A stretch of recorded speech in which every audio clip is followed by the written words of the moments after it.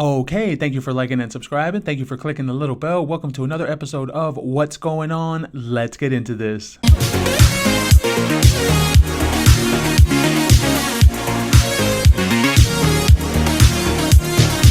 Okay, now in movie news, this is big. From Radar Online, apparently, Robert Downey Jr., he's either doing one of two things. Either he really doesn't want to come back and do another Avengers movie, or he's just really trying to get paid. Robert Downey Jr. wants $80 million for the new Avengers movie. According to a report from Radar Online, negotiations are underway for Robert Downey Jr. to return to the Marvel Cinematic Universe as Tony Stark Iron Man. Downey Jr. left the MCU after the events of Avengers Endgame, but sources claim that Marvel Studios is eager to bring him back for future projects. $80 million eager? The report suggests that Downey Jr. is being offered a lucrative deal to reprise his role potentially in a voiceover capacity and that he's considering the offer. However, the actor is said to be holding out for a more substantial role in the MCU, possibly as a mentor to a new generation of heroes. And I do believe they're already doing that, where Iron Man is supposed to give way to... I forgot what the girl's name is. It's a black girl. It's Iron something, but it's a black girl. Like, they're going to move along with this franchise. Downey Jr. played Tony Stark / Iron Man for over a decade, appearing in 10 films in the MCU, and is widely regarded as one of the franchise's most beloved characters. If negotiations are successful, his return would be a major coup for Marvel and could signal the start of a new phase in the MCU, with familiar faces taking on new roles and mentoring the next generation of heroes. However, as of now, there has been no official confirmation from Marvel or Downey Jr. about the possibility of his return.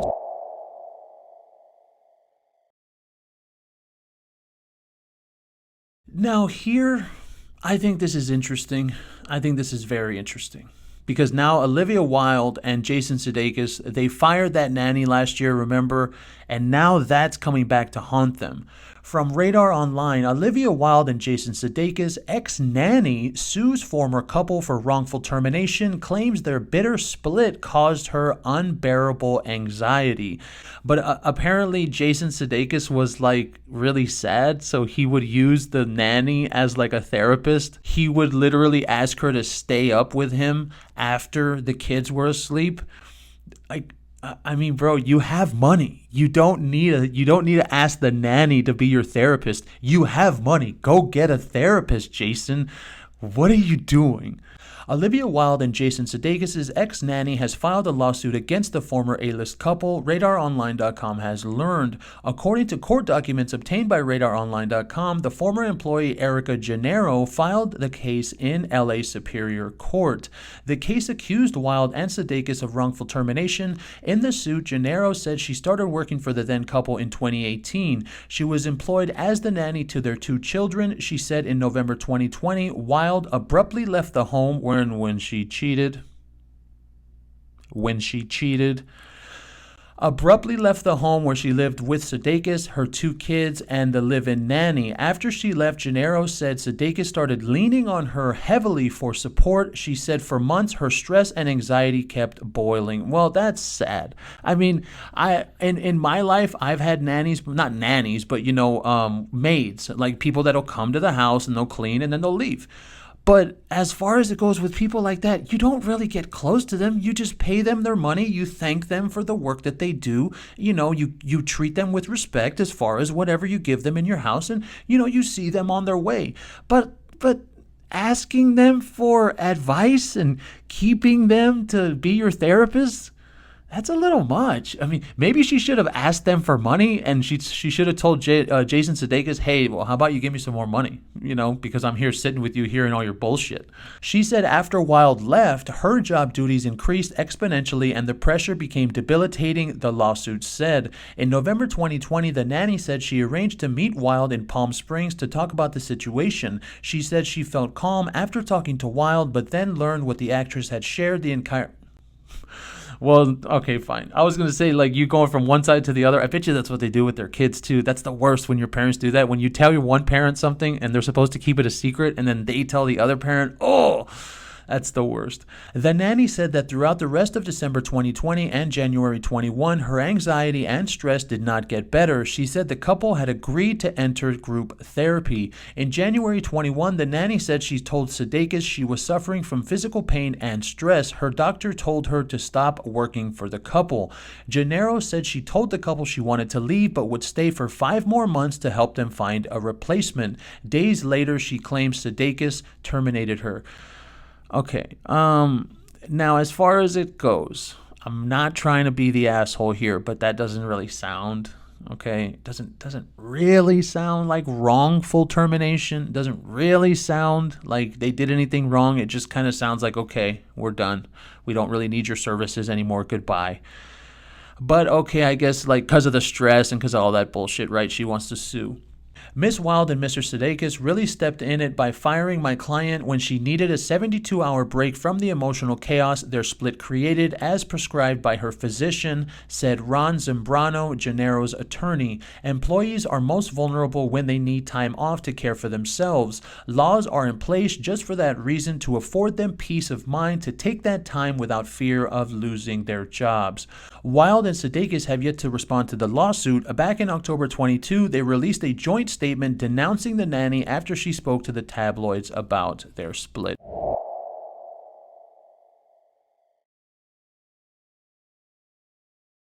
Okay, now this is a little crazy. From TMZ, Playboi Carti arrested on felony assault charge, allegedly choked pregnant girlfriend.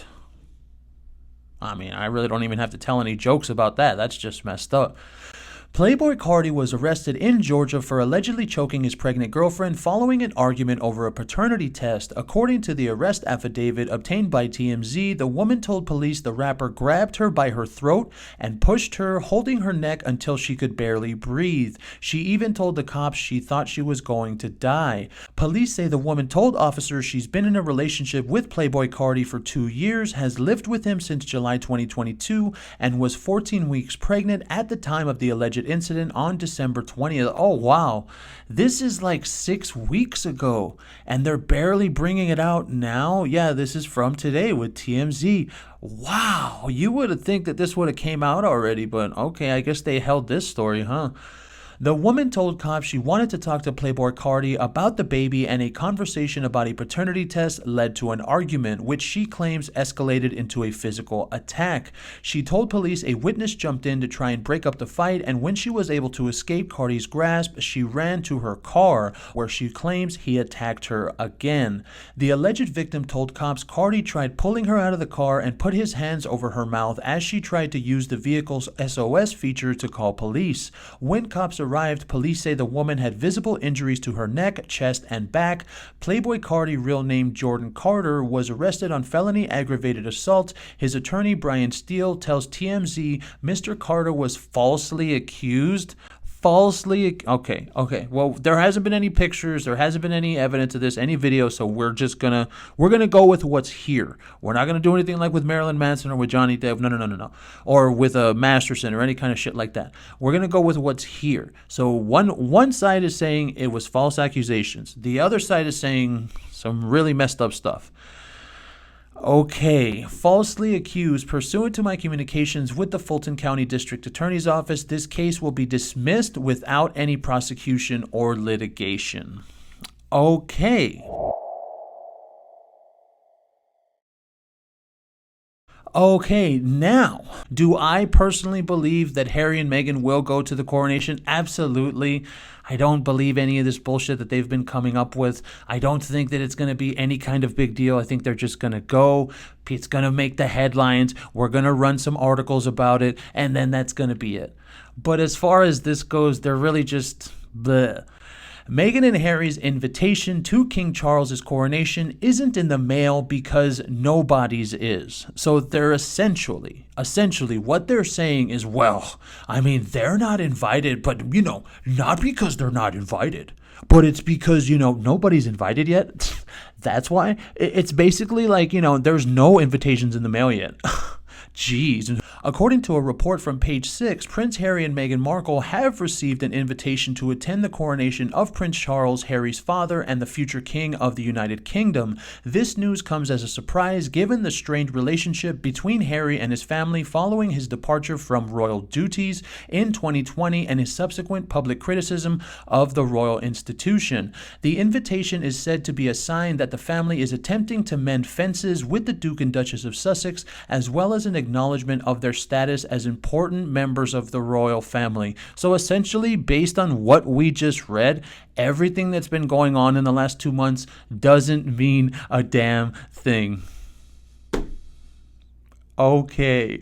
Prince Harry and Meghan Markle's departure from royal duties and move to California have been a point of contention between the couple and the rest of the royal family, with the couple's bombshell interview with Oprah Winfrey in 2021 adding to the tension. In the interview, the couple alleged that they had faced racism and lack of support from the royal institution, which drew backlash from many in the UK and the royal family. And still, I'm waiting for all the people to send me the articles of what they're talking about with that. What are you talking about? If you Meghan Markle fans right here, if you're talking about putting out stories, if you're talking about that as in where they described how Meghan Markle was lying, if that's what we're talking about, then you have a very big problem, because those things actually happened. Okay, we covered them. We proved them. So I don't know, like the Ford Explorer, what, we're not supposed to talk about that? That didn't happen. That was real. You saw the photos. You heard what she said. So for all the people that want to get angry about the royal family leaking stories, is that what you're talking about when they're talking about the old Ford Explorer, or when they're talking about the racism claims from the Oprah Winfrey Show? Is that what you mean? Because if that's what you mean, I got a message for you. You're really, really out of there, because those things happened, whether you're upset that people are talking about it or not. Despite the challenges, it appears that there may be a thawing in the relationship between the couple and the royal family, as evidenced by this invitation. The couple has continued to work on their own philanthropic initiatives, including their Archwell Foundation, and has recently announced that they will be producing content for Netflix with a focus on diverse and inclusive storytelling. I think we know exactly, literally, exactly what that means.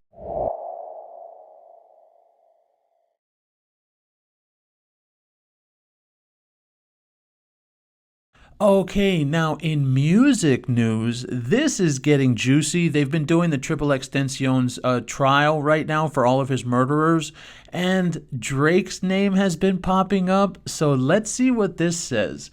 Drake trying to wiggle his way out of XXXTentacion's deposition. So apparently what's going on, they're trying to get him to sit for a depo, and he really doesn't want to do it. Like worse than Harry and Meghan, because this is Drake of all people.